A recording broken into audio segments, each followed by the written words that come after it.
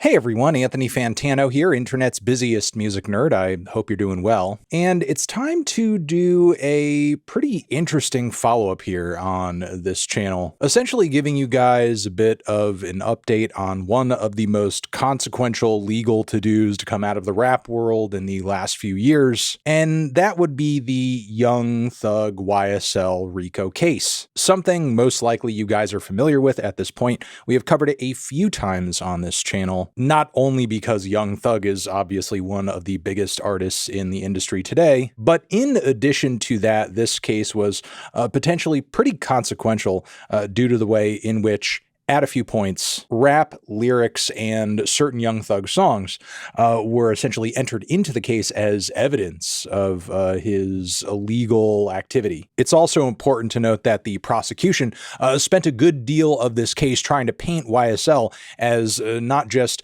a label, music collective, what have you, but also a formal criminal syndicate. And a significant part of that effort, at least in the eyes of the public watching this case anyway, came down to Gunna, an artist who I've covered numerous times on my channel. Not positively, I will say, as I'm not like really a massive fan of the guy's music, but a significant part of the discourse regarding the YSL RICO case came down to Gunna taking what's known as an Alford plea, where he essentially took a deal where he got to maintain his innocence while simultaneously telling the court pretty much what it wanted to hear about the state of YSL, essentially framing it as a criminal enterprise while simultaneously also on top of that putting out a public statement talking about his reasons for joining YSL and how, you know, for him it was really about the music and his career and so on and so forth. Now, Gunna apparently is still connected to the YSL and 300 Entertainment labels to this day. In fact, his latest record, the last one, dropped through the label, but it still remains that taking this plea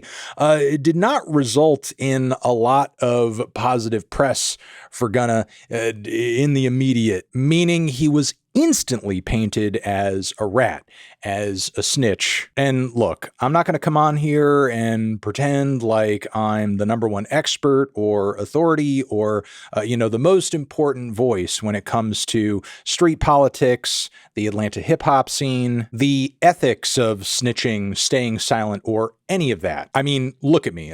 Do I look like your go-to source for that information? No, obviously I'm not. But it still remains that Gunna is one of the most popular rappers out of Atlanta on the scene today. He has quite a bit of crossover appeal in the music industry, actually. And that's despite the fact that since taking that Alford plea, there have been a lot of hip-hop artists and fans who have come out against him. And it's led to at least a little bit of alienation in the industry, which he most definitely needed to overcome in order to build his career back to where it is today. Because again, despite me not really being a big fan of his latest record myself, I can't really deny that commercially it did do pretty well. These accusations and this general portrayal of Gunna as a snitch, as a rat, have long broken containment from the hip-hop world. These are jokes and allegations and framing that he has needed to dodge and work around for years at this point. So now, with all of that being said, what is especially interesting today is that recently information has come to light that Gunna might not have been the only person who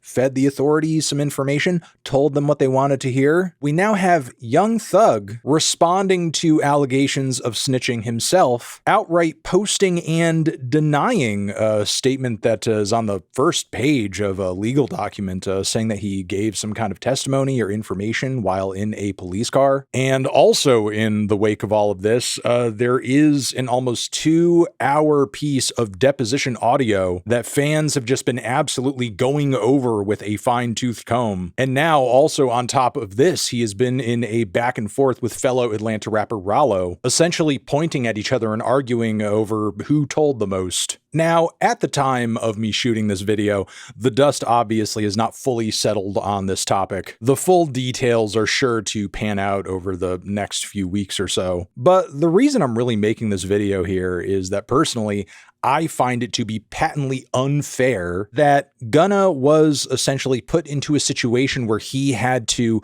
really soak up the brunt of the view, the accusations, the perception that he's just a rat, a snitch. And frankly, I think it's pretty commendable that, since taking that plea, which, to put it clearly, again, I'm not exactly in the position to make the moral call on what he should or shouldn't have done there, and getting back into his music career, Gunna seemingly has turned a lot of his life around and just sort of seems to be focusing a lot on making new music, doing features here and there, and doing a lot of working out, which again, totally cool. And, despite the fact that I'm not crazy about the man's music, I still would like to see him personally do well. Okay, cutting in here to add some additional thoughts to this very messy, ongoing story, because yes, this whole thing is still unfolding and is becoming a worse and worse look by the day. But again, keep in mind, up until this point where I am recording this new bit of video, the internet, broadly speaking, is looking at Young Thug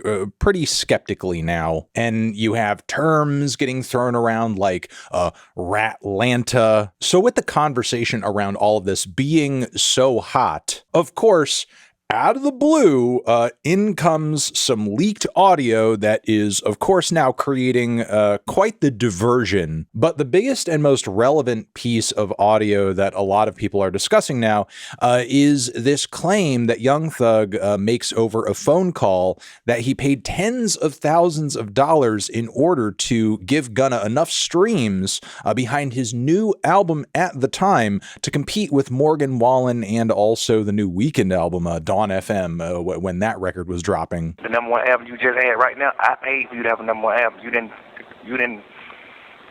you know what I'm saying, honestly earn a number one album over the weekend, my boy. I paid for that shit. You never earned a number one album. I spent 50 extra grand buying motherfucking streams, $50,000 buying streams for you. Which, that Gunna record did do very well commercially. Even one of his biggest hits actually came off of that record. I mean, it did seem like at the time there was at least some true organic interest around what Gunna was making and put out on that record, but still, this phone call now calls into question the legitimacy of that album's commercial success, because we're literally talking about buying streams here. And maybe we will revisit this topic on this channel, because now this audio has opened up a larger conversation, of course, about who has bots, who doesn't, who streams, and chart positions are actually legitimate, whose aren't. But again, just let it be known, I don't think it's at all an accident that this audio has now come out at this time, and the conversation is now less around who's talking about who's admitting to what, and now instead we're talking about Gunna, is he even a legitimate artist because his streams are potentially bought. So yeah, a lot of madness around this topic right now. Complete insanity, actually. Let me know what you guys think about all of this down in the comments. I'm sure you will. Over here next to my head is another video that you can check out. Hit that up, or a link to subscribe to the channel. Anthony Fantano, this whole freaking situation, forever.